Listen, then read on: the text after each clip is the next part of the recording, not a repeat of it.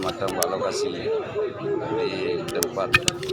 Syederolun Saidinur bin Abdul Latif alias Apalut, warga Gampung Metanjong Usi, Kecamatan Mutiara Timur, Pidi, ditemukan tidak bernyawa di warung rujak miliknya pada Jumat 20 Mei 2022 sekira pukul 9.30 waktu Indonesia Barat. Informasi yang diperoleh serambinews.com menyebutkan bahwa ayah 5 anak itu pulang ke rumahnya setiap petang hari atau menjelang maghrib.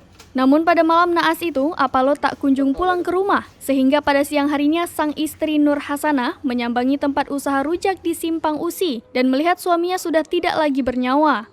Dari sekujur tubuh Apalot didapati luka goresan benda tajam dan tumpul baik bagian kepala, badan, serta kaki.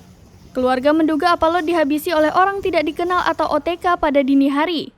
Kapolres Pidi AKBP Padli melalui Kasat Reskrim AKP M Rizal kepada serambinews.com mengatakan pihaknya sejak pukul 10 waktu Indonesia Barat langsung menuju tempat kejadian perkara atau TKP. Hingga saat ini, tim Satreskrim masih terus mendalami kasus dan menunggu hasil otopsi dan visum dari Rumah Sakit Umum atau RSU Tengku Cikditiro Sigli. Dari Sigli, Idris Ismail, Serambi On TV.